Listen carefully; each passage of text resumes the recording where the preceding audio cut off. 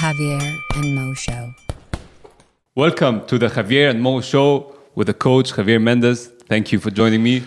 Thank you for having me and creating this lovely show for us. We've been talking a lot off air, and I could not help it but to start the show with you to learn more from your knowledge from all of these years in the MMA. I mean, you're a bank of knowledge, and we have to learn more about you and the sport. So you want to open the bank then?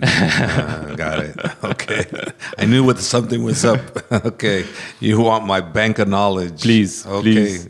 So, shoot. First thing first, we spoke about Islam and his last fight, how with his last opponent, everything changed. Everything was last minute. And you gave me some behind the scenes information that, yes, it was a legitimate injury, not that us fans finding out he might have missed weight, but you told me, no, Mohammed, it wasn't. He actually probably was injured. It wasn't a weight issue. I mean, we've never said that we're going to discuss this, but I want to clear it from now because the fans are hungry to know. They think that he missed weight. They think Armin Tsarukyan missed weight, and we would like to know, did he actually miss weight?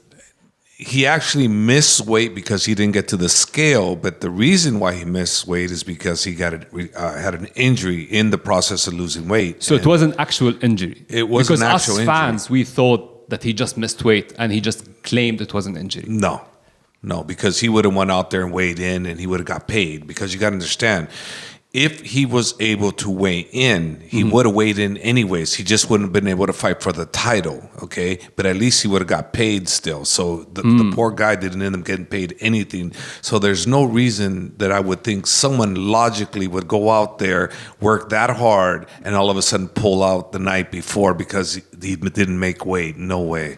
No, it was a legit injury. It happened to Khabib. Same thing.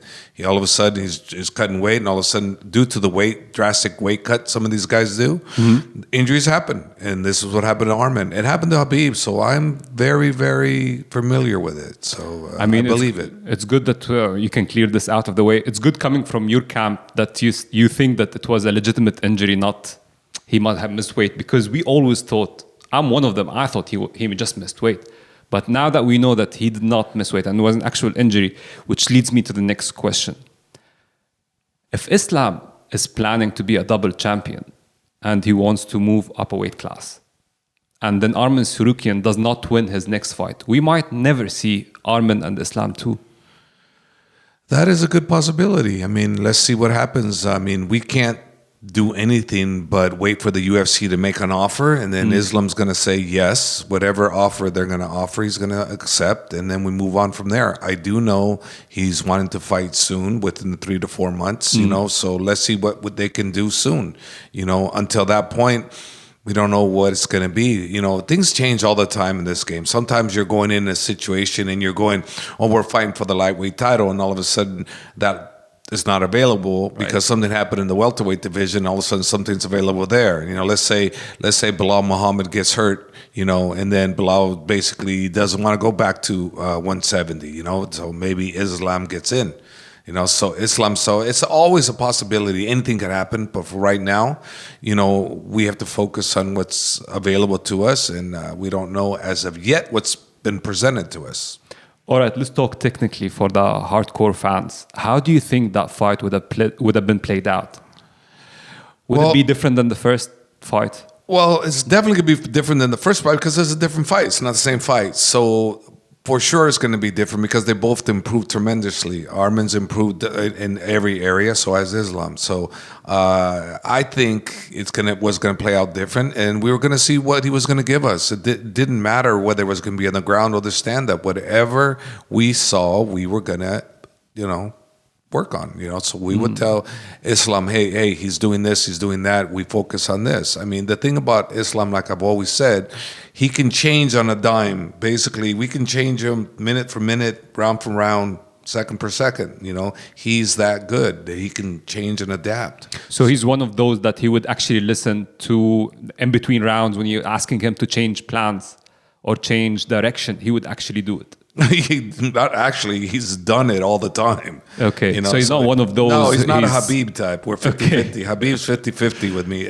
Okay. Islam has always been 100% on point. Whenever I ask him, or Habib asks him, or Magomed, or the Saif Safullah, the other coach, asks him, he does it. And then Muhammad, the boxing coach, he's done what we've asked him to do. I've never not asked him to do something and he didn't go out and do it. He's always done it. So he's a good student. He's a great student, not a good student. He's a great student. He listens to all his coaches. Right. So what do you think is the next best matchup for him? Do you think Justin Gaethje deserves the title shot next? Well, for me, I've always said Armin Sarukin because I feel for him, but I know how it works. He's probably going to have to get another fight to get back on. According to Dana White, he does. Yeah, he's probably had to get another fight. We had to do the same thing with Khabib. He had to get another fight before he got his title shot. So basically, it's going to be one of those deals. So I think that, Justin Gaethje sounds fine. Charles Oliveira sounds fine. Let's see who they give us, but, we're going to say yes. As a fan, I think I would like to see Islam versus Justin Gaethje because we've already seen Islam and Charles Oliveira, and the only one left is Justin Gaethje. He've already faced Dustin and Charles and Armin. I mean, yes, it was years ago, but he faced all of them. The only one he hasn't faced is Justin Gaethje. To me, Justin Gaethje is the one I want. He's the logical one for me, and he plus just you've won. Studied him we've fought him because already, of Khabib. So we know. So he's the best one for me to want to fight, and he's the logical choice. Does he present different type of threat to Islam more than he did to Khabib? Yes, of course he does, because they're different fighters, and he possesses more knowledge now on what we do, so he's going to be more prepared for the grappling, the striking, everything, and he has to be prepared because Islam could do it all. He's not like a Khabib, where Khabib is a good striker but wasn't as good as Islam. Islam's a better striker, so he's got to prepare for someone that's better than what Khabib was on the striking department and the ground. They're almost identical, but they're different. They're different. They're not the same. They're not the same. They're not the same. No. And from a fan, when I watch Islam fight, I don't know, you can correct me if I'm wrong, but I could tell when he faces a striker, he would like to stand up with them and proves that he could strike and win them in the striking department. He's not shy away from striking with them. But Khabib would definitely find his way to get a takedown, to get the fight to the ground. But Islam would stand up with you. He likes the challenge, I feel. Well, Islam would stand up with him because he can beat him there too. So for me, you got to understand. You don't think he's trying to prove that, yes, I am a better striker? No. Islam has always followed the game plan. So whatever we tell him to do. Let me give you an example. For one of the UFC fight nights, we were going out to the fight, and we were going to be we were going to do a stand-up fight with Moicano. Not Moicano, sorry, the other guy. I forgot his name, but he was from American Top Team. Okay. We were going to do a stand-up. Okay. It was all going to be stand-up. So as we're walking out, I looked at him. I just said, "Hey, no, let's take him down." So here we go. We're walking out to the fights. The plan was to stand. We changed it. Why? Because I saw something different that I thought could be a better edge for us. And it worked out perfect. It worked out perfect. So again, we didn't come in with one plan and not able to switch it. With Islam, we can do everything with him. That's the beauty about him. So what do you think of the last event, 313, Ankalaev and Alex Pereira? Well, I thought that was a very tactical fight. I was honestly very surprised how well Ankalaev came at this fight. The first round played out a little bit like I thought it might play out, where Alex took the lead with chopping at his lead leg with the calf kick, and he was being very successful with it. And I was thinking, oh boy, it's just going to get worse for Ankalaev as rounds went on, but lo and behold, the second round, he started changing levels, up and down, going up and down, tip kick up the middle, front kick up the middle, the kick below, kick high. Then all of a sudden, feint, and come aggressively coming in. He put Pereira on his back feet, which rarely ever we've seen him do. So he backed him up. So he fought beautifully, So that was a very big surprise for me how well, Ankalaev came at Pereira. Did Alex Pereira look to you as the typical Alex, or do you think he did not bring the same fire as he usually does. He did not bring the same fire he usually does because Ankalaev didn't let him do it. The first round he did. The second round he didn't. The third round he tried. He didn't quite get it. The fourth round, Ankalaev completely shut him out. The fifth round he came back his normal self stuff, right? So that's why, I gave him the first round and the fifth round, but I didn't give him 2, 3, and 4. I thought those were Ankalaev rounds. Right. Everybody was talking about that he wasn't training well. Alex Pereira was not training well before the fight because he was traveling, press tours, doing whatever he's doing, and he wasn't really focused on the fight. It affected his cardio. It affected how he looked. But again, maybe Ankalaev was and will always be the better man in this matchup. Well, for my opinion, if it affected his cardio, why did he come on so strong in the fifth round? That's right. His cardio wasn't affected. He's been training properly. He said it himself. Look, I'm training. I've been training. He's been traveling, yes, but he's training. So you got to take the man at his word. And his performance was not due to he didn't perform well. It was due to Ankalaev performing so great. Let's give credit what credit's due. Ankalaev fought an incredible, smart fight. Something I didn't expect him to do. I didn't expect him to come out and fight as smart as he did. I didn't expect that. I thought he was just going to keep it, stand up, and make it comfortable there and see who wins there. But he didn't. He changed up the game plan. But I've never seen him do. So for me, I give credit where credit is due. Ankalaev did an incredible job, and now he's the champ, and he's deserving to be the champ. And the rematch, let's see what happens in the rematch. But what do you think could happen from as a coach, from your own perspective? If this was your student and this was your fight, how do you see it playing out differently? The second time around, if they do have one, I don't know how it's going to play out different. Maybe one punch can change everything. One kick, one submission attempt, one takedown. Things could all change just based on that. So we'll have to wait and see. It's a fight that the fans are going to want to see because this fight was a lot closer than some people would have it. It was closer because that third round, if you really have to be objectively about it, some people might have said, that Alex won. I didn't think so, but some people might have thought that. So that being the case, he would have won 1, 3, and 5. And then Ankalaev for sure won 2 and 4. So the swing bout was the third bout. So for me, I gave it to Ankalaev, no problem. But some people might have went with Alex. But don't you think in the rematch, Ankalaev would be more confident? Because now he's the champion. He's experienced Alex Pereira. He's experienced his power. He's no longer going to feel threatened by his power. So he's going to be more confident. And being more confident would allow him to be smoother with his decision-making in the fight, whether he's going to take him down, whether he's going to strike with him. He's going to feel more confident. He's already experienced his punches and it did not translate well. That is correct. But they're going to be different. So he's experienced. He's going to come out more confident than ever. But Alex is going to come out more determined than ever, and he's going to realize his mistakes. And his mistakes was when Ankalaev was putting the pressure, he was backing up. He's not going to do that. He's going to come forward like what he did in the fifth round. So if he takes a chop off what he did from the fifth round and he comes back in the rematch, if they have the rematch, and he comes out like the fifth round, we could see a different story because he was being very aggressive there. He was backing up a little bit, but he was more aggressive than he was the previous Is there a reason for him not going forward and backing up? Though the big reason why he wasn't going and backing up because he was afraid of the takedown, the feints that Ankalaev was doing. That's like I was saying. So how will it change in the rematch? Well, it would change if he comes across like what he did in the fifth round. He didn't care. He didn't care. He was do or die. Yeah, just go out and do or die. And if the attacks comes in with the takedowns, be prepared for him. But if you come in cautious, it's what he was doing, hesitating, it's going to cost him again. So I know he's going to correct that. Yeah.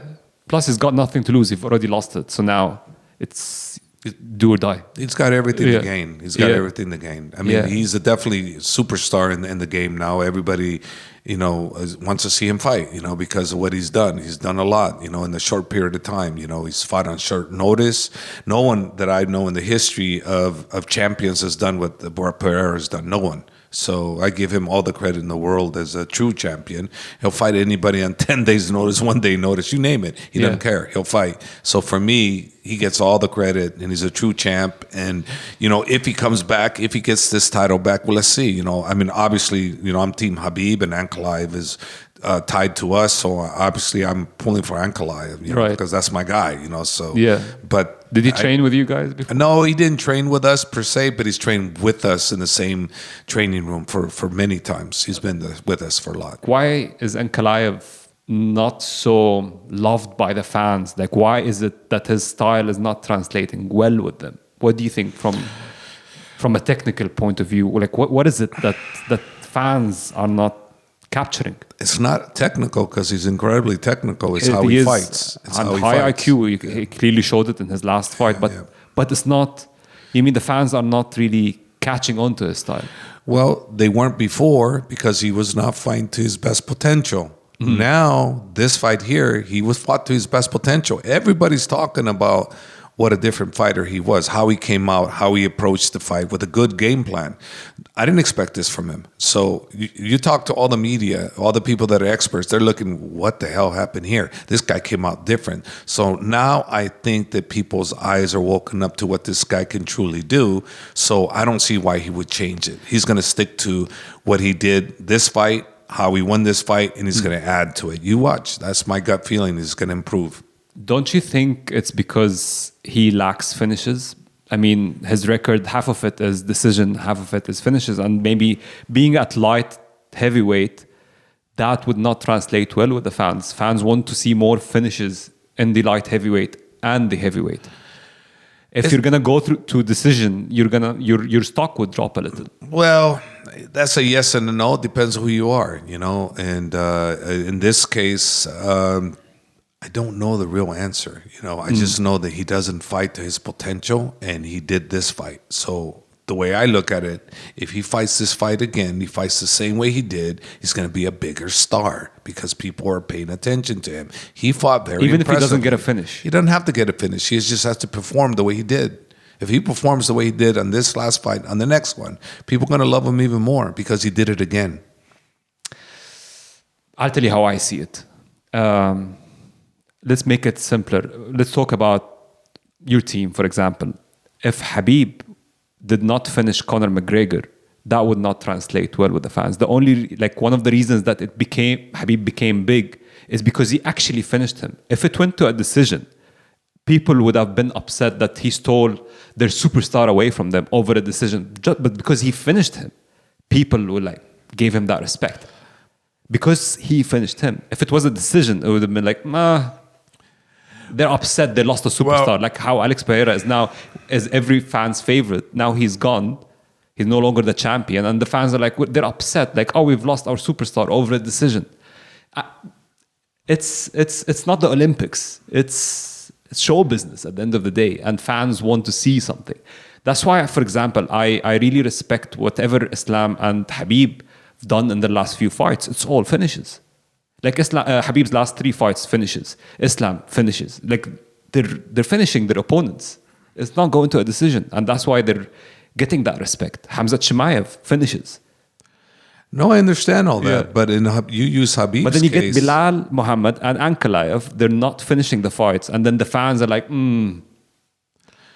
Granted, but you mentioned Khabib. Okay, let's be honest. The reason why people got behind that fight is because we did it after the fight, not what he was doing in the fight as well. But if he didn't finish him, it would have been a completely different story. But if it was a decision, it would have been. If he still would have jumped the cage and did what he did, it would have been a fiasco and it would have been world news again. Either way, I get you, but I'm saying, from a technical perspective, we're looking at it. He actually finished Conor McGregor. It wasn't a decision. Right. If it was a decision, it would be it's a decision. He should get a rematch. But everybody's no, he finished, and it wasn't only the finish. He was dominant through and through. It wasn't but there was no ifs and buts about it. Well, there's been a lot of champions that don't finish and they still become great. GSP wasn't a great finisher. I'm not saying Ankalaev is not great. So what I'm saying, I'm just playing devil's advocate. Yeah, you are playing devil's advocate, but you're wrong. Because the fans yes. appreciate who they appreciate. They don't like Ankalaev as much as they should because he hadn't fought right. Okay, it isn't that he doesn't have enough finishes. He finishes enough people as he doesn't fight right. Okay, I myself look at him. I go, what the hell is he doing? He should be doing this. But in this last fight, I couldn't say anything because he fought perfect. So for me, I'm a bigger fan of his now based on this last performance than his previous performance, even the ones where he's knocking people out. So for me, when they fight like that, I become a bigger fan because now I'm looking at a technician. I'm looking at somebody that's actually got a game plan. I'm looking at somebody that thinks what he's doing versus the Gaethje and Fiziev fight, right? Yeah. Okay. That to me was not as technical. That was a back and forth brawl that was entertaining. Yes. Okay. There was no finish there, but why is that one so entertaining? Because it was an entertaining fight. No one had to get finished. You know, Gaethje's stock rose from that fight. So because of the way he fought, and that's what I'm trying to say here. You don't have to have finishes, but you have to fight like Gaethje. He's the highlight reel. What do they call him, the highlight reel? Because he goes out and performs. Win or lose, he performs. When he got knocked out by Max Holloway, what happened? Stock went up on him, even though he got knocked out. Because why? The guy went out his sword. He went swinging, okay? So what I'm saying is he's a performer. What I'm saying about Ankalaev, he hasn't been a performer until this last fight. He became a performer. Therefore, people are gravitating towards him. And I believe, I wouldn't be wrong when I'm saying this, the rematch is going to be bigger. That's powerful. I like that. I mean, now you sold me the rematch right now with what you just said. Really? No, I like it. I like that a lot. I mean, I wasn't seeing like how is the rematch going to be played out differently, but after what you just said, now I'm looking forward to see Ankalaev's performance. Like, yes, how is he going to improve with his confidence? Like right now, he's the champion, so it's going to change things. And now, I'm buying that fight. Yeah, if he stays on it. He stays on it. He's going to perform fantastic. He's going to perform fantastic. I do not see him not performing fantastic. I'm not saying Alex isn't coming. He's coming. So it's going to be a different fight, you know. But if Ankalaev goes off of that last fight and continues to improve on that, it's going to be a better fight for him. But Alex, if he catches on what he did in that 5th round and he comes in the 1st round like the 5th round, then we're going to see a different fight. Again, we're going to see a different fight. Let's see which one of them improves the most. Right. Interesting to see. Right, yes. There's no clear cut on this one. There is no clear cut. No, there isn't. It's one punch away from changing the whole direction of the fight. Yep. So let's jump to the co-main event. Justin Gaethje and Rafael Fiziev. What's your thoughts of the second matchup? Well, in the second matchup, I mean, it was pretty much like the first one, right? It was really fun, back and forth. This one was the same thing. Fiziev took the first round, I thought, and it was kind of cool how he had him on his back. It always looked like every Monday he was going to spank his butt, you know, a little bit. So I was like, oh my gosh. It was kind of weird to see Justin in that position. Yeah. But then he got out of that. And then in the second round, you know, I gave Fiziev the first round. The second round was going really good till they got in the clinch, right? And you know, Fiziev actually tried to hit Gaethje with the shot he got caught with the left hand over and then the right uppercut, and that's kind of what swung it his way. And then from that point, it was one of those who gutted out who, you know, and Gaethje outgutted him. So basically, it wasn't so much of a super tactical fight, so much as you know, you hit me, I hit you, you hit me, I hit you. Let's see who's, you know, could take the best shot or who can hit first type thing, you know. And it was Gaethje. You know, so Gaethje clearly won second and third round, in my opinion. So that was his fight. So after the fight, Fiziev came out and said that he would like to go down to 145 featherweight. What do you think of that decision? I think that if he can make the weight, he said he could. He said he's walking around at 165, 170 most days. Oh, then most definitely he should go down to 145. Most of those guys walk around 175, 178. Yeah. Some of these guys, maybe slightly higher, you know. So yeah, if he's walking around 165, then it'd be kind of foolish for him not to try, especially since he's already failed on 2 occasions with Justin, you know. So, but it's a tough matchup. It's a tough matchup, but you know, if he can go down to lower weight, he can get in a title contention really quick. Here it's going to be a lot more difficult. Yeah. So you approve of that decision? Big time. What's your thoughts of the lightweight division? I mean, there's so many superstars, there's so many contenders. How do you think it's going to be played out? Do you think Islam would stick around or he actually really would like to become a double champ?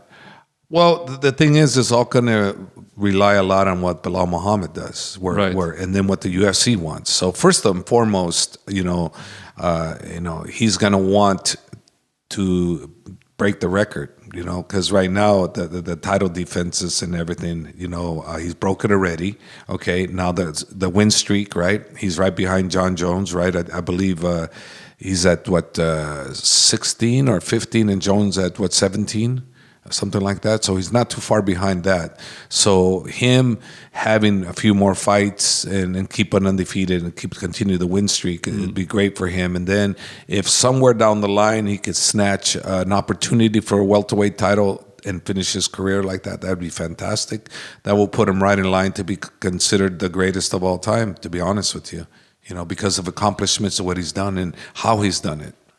So do you think the idea of him actually, I don't know, from where I've heard it, I don't know who said it, that he would do well in middleweight, like he would actually jump 2 weight classes and go to middleweight.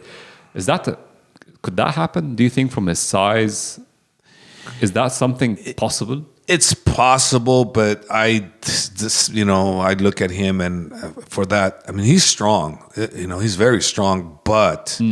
You know, those guys are big. Yeah, that's what I'm saying. Is like they're big. They're big. He'd have to realistically put on some more muscle to be able to compete at that weight. Just like John Jones when he went up to heavyweight, you know, he had to put on some muscle to be able to compete correctly. And I think it would be the same in this case. I'm not saying he can't do it. I'm just saying it's going to take advisable time to put on some more muscle for you to go up in that weight division. And that's going to take time. It's going to take time. Is that something that he would actually like, middleweight?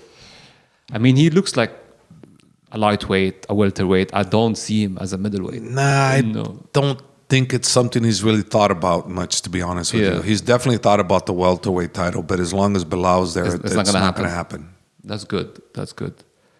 So, Coach, now that you live in Dubai most of the year, how do you like living here? It's my home now. Yeah, I love it here so much. I'm always looking to do new things here, explore new adventures and new business ventures all the time. It's really fun. A lot of failures, but failures only turn into success when you don't give up. So I never give up. So I'm always continuing to get knocked down, but I get back up and I get better, and I'll miss something that took me down last time that doesn't take me down again. So I love the opportunities that I'm getting, and I love the challenges. So for me, you can't overcome a challenge if you don't put yourself in front of that bullet coming at you and where you can dodge it. Right. Dodging a bullet's very difficult, as we know, but it's just in theory. Right. So what do you think of the MMA in this region, in the Middle East and in the Arabian Gulf? What do you think? Do you think it's going to explode? Do you think there is potential for having superstars coming out from this region? What do you think of the current? I think that the current MMA region here in the UAE is very small, but it's starting to gain fire really well, because now you got Hamzat Shemaya training here, which everybody's going to go, whoa, you know, so potentially we could have our first UAE, world champion, because when he gets that title opportunity, it'll grow. And then a lot of other people are going to want to be involved in it. Just like Khabib's gym, when you got Khabib became a champion, got more interest. Now, how many champions does Nurmagomedov gym have? Quite a few now, and they own almost all the lightweight. They own all the lightweight division titles in all the major organizations except ONE FC. So this can happen here, but you have to have something to start it. I'm looking to start something myself here. I'm looking to... What are you looking to start? I'm looking to do a gym here. And then look at the gym here. And I'm looking to start a fight team. So I'm looking to start a fight team. And I was assigned the head coach for the Global Fight League. And, congrats. Yes. So our team is called Dubai Falcons. So... Are they going to train out of Dubai? Or? Well, we'll see. Right now, no, they're training wherever they're training at now. But eventually, they're going to have fights here. So hopefully, we're looking to come and do an event here, a team versus team concept here in Dubai. I'm meeting the Minister of Sports next week. And this is one of the topics I want to discuss. And other things I want to discuss, the gym fact. I want to discuss starting a strong team here, bringing fighters to the UAE to compete. I want to bring UAE warriors to Dubai. more often. Yeah. Where they were here one time in 2021, I want to ask, Fad Darwish and Abdul Manam, the CEO of Palm Sports, I want to ask them if they can, consider coming and doing shows here too. I think it would be great. Why restructure the wheel when the wheel's already working great? UAE Warriors is the best show in the Middle East, and why not bring it to Dubai also? Why not do it there, do it here, and keep growing? So for me, that's another topic I wanna explore. So I've already spoke to Fad about it, and he's very interested in it. So let's see what we can do. But the most important thing is we got to create a home base here and having a fight team here where since I'm here so much, I can do it. So I'm looking to do that now. So we're going to be looking at doing a fight team very soon. I mean, we definitely do need AKA Dubai. I mean, AKA Thailand is doing well. AKA Dubai, I think, would do even better because so many superstars do stop here for their camps when they're fighting in Saudi Arabia, when they're fighting in Abu Dhabi. Talk about UFC fighters. They do stop and they do go to the local gyms here. But if we have a proper setup that these people that can come do their whole camp in Dubai, that would be fantastic.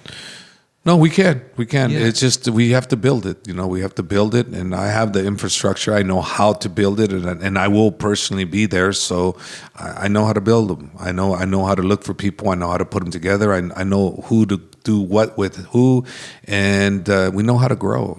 So but we have to build it. If we don't build it, they won't come. As it is right now, people call me every so often, Coach, I want to come train with you, and I don't have a gym here. We're gonna train on park, and I haven't been here for gym. I was here for business, and I was here to try to get some business going. And like I said, I've been getting knocked down quite a bit, but I'm getting back up, and I'm getting smarter. So I'm not going to give up on that. But now the gym thing is very real, and it'll be here, and soon. I'll announce how long soon. do you think we're going to have a gym here? I don't know exactly how long. I just know it's burning. It's burning. I've had the opportunity to do a gym here when I first got here, 2019. I rejected it. I kept rejecting every year. This is the first year, actually, 2024, where I started going, okay, maybe we will do one here. So now we're going to be in the process of that. Perfect. No, I'm really looking forward to that gym. I also heard about a new book on the line. Something's happening soon. I've heard that you're writing a book.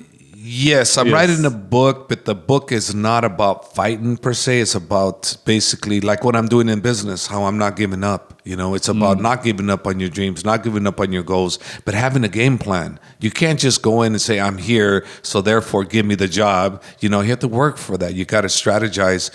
What are the points you need to work on to make sure you get that job? What do you need to do? How do you need to do it? And how to present yourself properly. I mean, there's a lot of things that are going to play into something like this. It's not as simple as that. Well, I want to fight. Okay, well, how you want to fight? Well, I want to fight in this guy. Well, are you ready for this guy? Do you know what this guy's all about? You know what he presents, what problem he presents.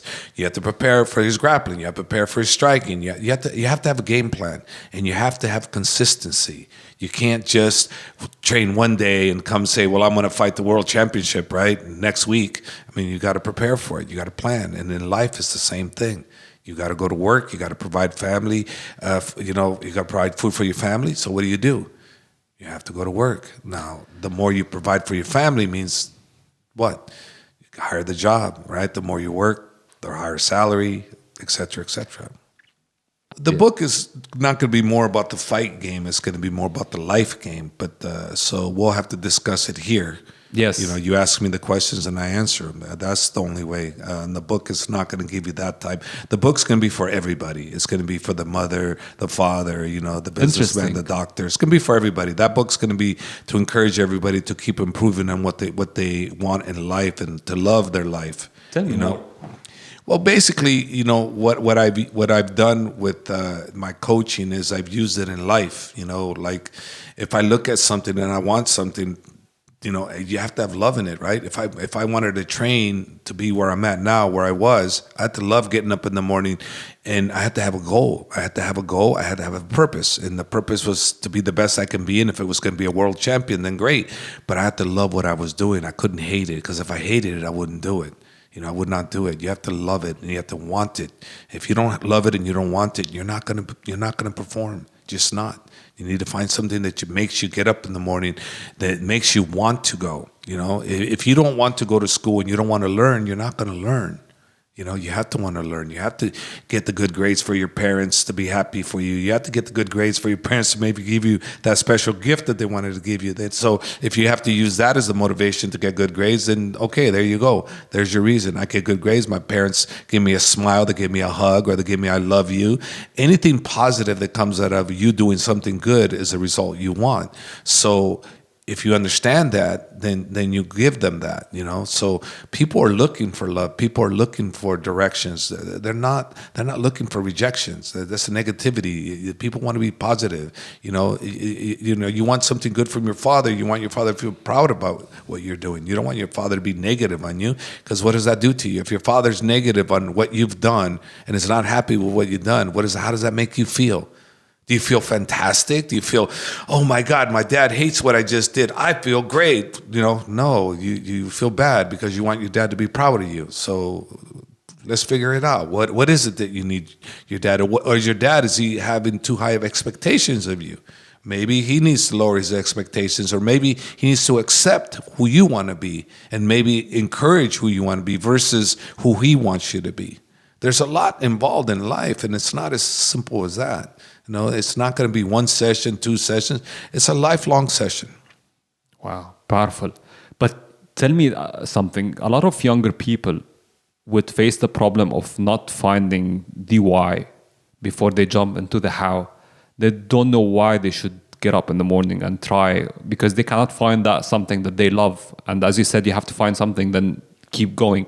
But what do you do in the absence of finding out what you like?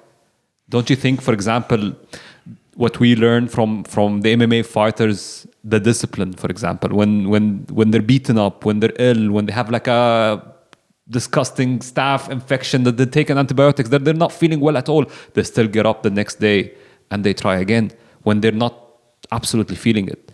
So that's what I feel. A lot of younger people cannot find the why sometimes, but they don't know that actually if you just carry on with your discipline and just get up in the morning without finding the love, without finding that fire, just keep going and you're going to get somewhere. Okay, well, you said something very interesting. You said staph infection. So you know what you have. You know you got to have staph infection. How do you address the staph infection? Well, you go to a doctor. You get antibiotics. You get on your antibiotics. You make sure you take it properly, because if you don't, what happens? It doesn't go away. It's still there. Right. So when you have a problem and you know the problem, there's your solution. Take the right precautions to make sure it is clear.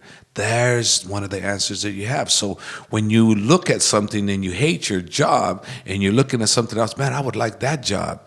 Well, but you can't quit your job immediately because you need an income. So you should focus on loving the job you have now, knowing full well that when you're able to leap, you're going to go into another job. So come in with the attitude that, you know what, I hate this job, but I'm going to do the best job I can do so I can move on and go on to the next one.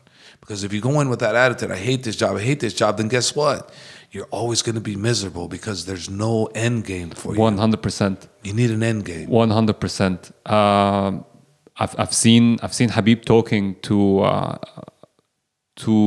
your students one time, and I think he told them, no one cares if you're ill. No one cares what personal problems you have. No one cares what happens inside the gym, whether you're injured or not. The fans don't care. You just have to get out there and perform. And that shows you that despite the love or something like in life, it could be really harsh that no one cares. And you really should just keep going. And that's what I feel like us men specifically would find ourselves in a situation when we're not happy as much as the others, let's say children or women, that we would need to get up and continue regardless of how we feel, of how depressed or how anxious, or, you know what I mean? Like maybe it's not going your way. You still have to get up and go. For just get up and go. You know what I mean? Just like a soldier would. Yeah, but you have to have a purpose, right? So the purpose has to be to survive. The purpose has to be to provide for your family. The purpose is to advance to the next job. So make that the reason why you have to go. Make that the reason why you're making yourself do it. That makes it easier. But when you make the hate part, then that's just like the staph infection. You're not addressing the staph infection. You're just saying, oh, I got a staph infection. It's going to get worse. So what do? You take care of it. So if you hate your job, what do? I hate my job. I hate my job. Address or it. do you do something to address it, to improve? Well, I got a staph infection. I went to the doctor. I got antibiotics. I'm taking my antibiotics on time like I'm supposed to. I'm staying away from people to not infect people. I'm cleaning all my bags, all my clothing, everything that I've touched that potentially has staph, so I don't basically yourself or re-infect others. myself or others, right? Yeah. So that's what I'm going to do. So again, I don't like this job. Well, what can you do that's better than this job? Well, focus on that, but love the job now because it's going to lead for you to get out. But if you focus on the hate of the job, right, then you're stuck because you're not looking for your way out. Look for your way out. Look for your way out. Plan your way out. You're right. You have to operate out of love. Yes, you're right. You have to. You got to find the love and build on that. Yes. But it's finding it, understanding it, and having guidance in it. That's the real trick that we need in life is to find it. Yeah.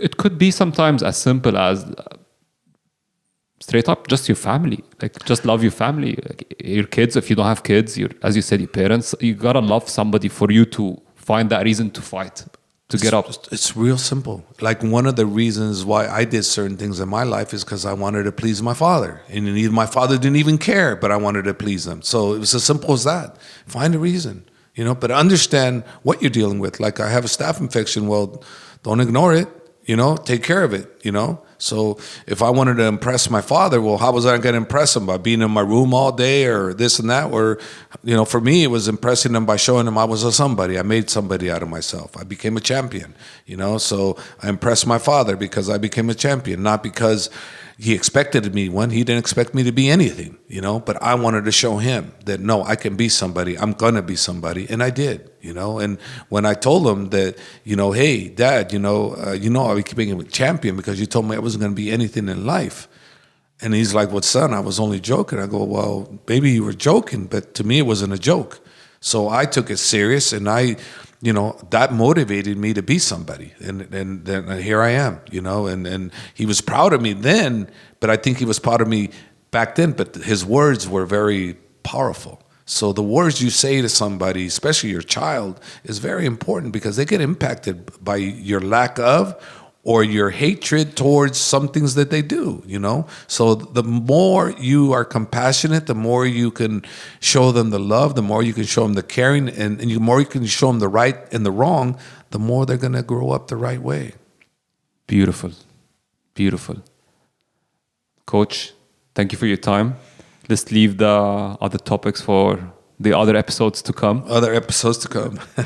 I appreciate your time. And guys, please subscribe to, if you're watching this on YouTube, please definitely subscribe and share it with your friends. It's a new show, so we would like your support. If you're listening on any other platform, any podcast platform, please subscribe as well. And see you guys in the second episode. Second episode coming soon. Thank you, Coach. Thanks. Thank you. All right. Beautiful.